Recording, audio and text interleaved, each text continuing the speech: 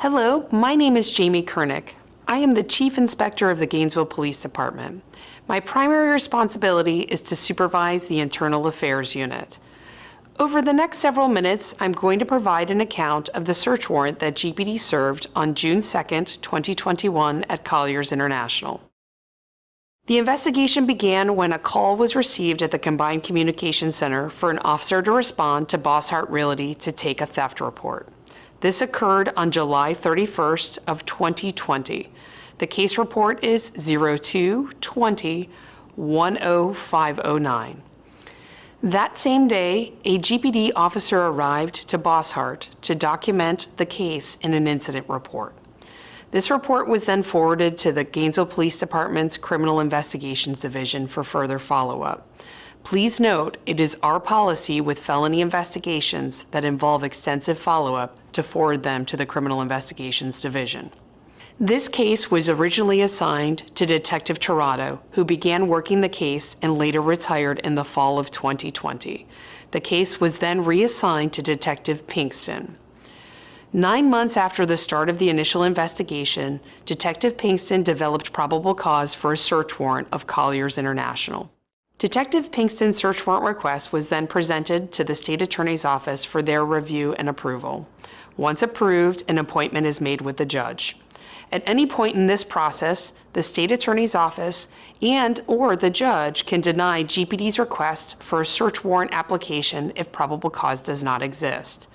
The State Attorney's Office approved Detective Pinkston's search warrant request, who then set an appointment with Judge David Kreider on May 27, 2021.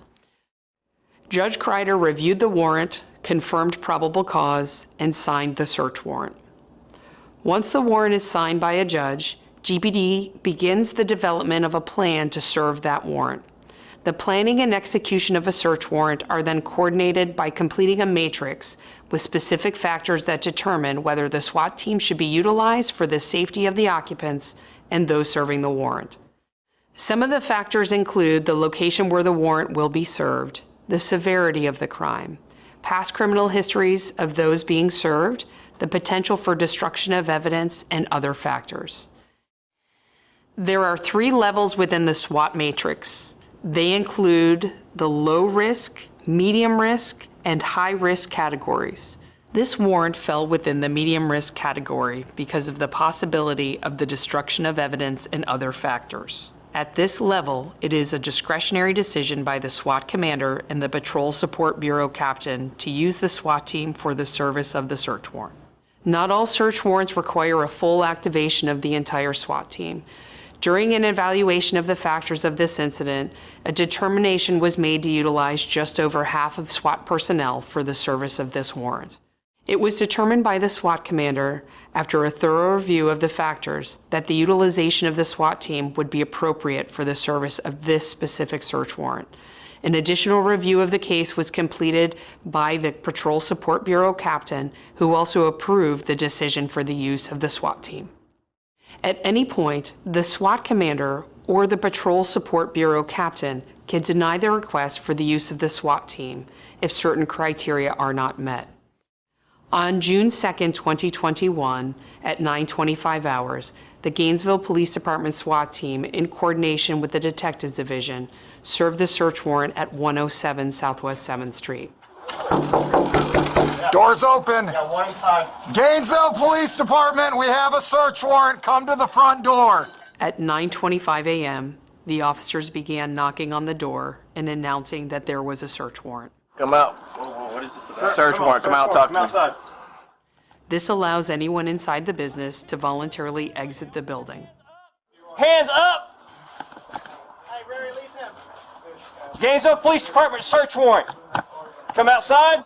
At 9:26 a.m., individuals voluntarily came down the stairs and exited the building. An officer is giving verbal commands. All 3 individuals were detained in flex cuffs.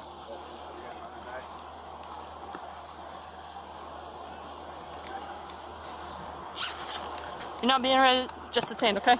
Any weapons on you? No, ma'am. Okay. You're not being arrested, okay? Okay. Hey, we're going to detain you. We're going to discuss the nature of why we're here and give you paperwork for release, okay, sir? Hands behind the back. After 3 minutes of making announcements with no response, the team entered the building. At this point of the search warrant process, there are no other individuals inside the building. Florida statute mandates that the police department reads the entire warrant to the occupants. The warrant gave the police department the right to take all electronic devices from the location as evidence, and not just the items from the individuals named in the search warrant. Additional instructions were given to the individuals that were detained about the property being collected as evidence and the ways in which the owners could later retrieve their property. All evidence collected during a search warrant cannot be released without explicit written permission by a judge through a court process. While Detective Pinkston reads the warrant, Officer Kamig is seen removing the flex cuffs from all 3 individuals. This is at 9:40 a.m. The total length that all the individuals were in handcuffs was approximately 14 to 15 minutes total. Detective Ronald A. Pinkston and officers with the above agencies with such lawful assistance as may be necessary are hereby commanded in the daytime or at nighttime or on Sunday or as the exigencies of the occasion may demand to enter the said residence and then and there to search diligently for said property described in this warrant, and if the same or any part thereof be found on said premises, you are hereby authorized to seize, search, and secure the same, and to conduct a further search on-site or off-site for the information to be seized. GPD's SWAT team left the scene approximately 20 minutes after the service of the search warrant, at which point the scene was then turned over to detectives. All 3 individuals that were detained were allowed to move to the company conference room.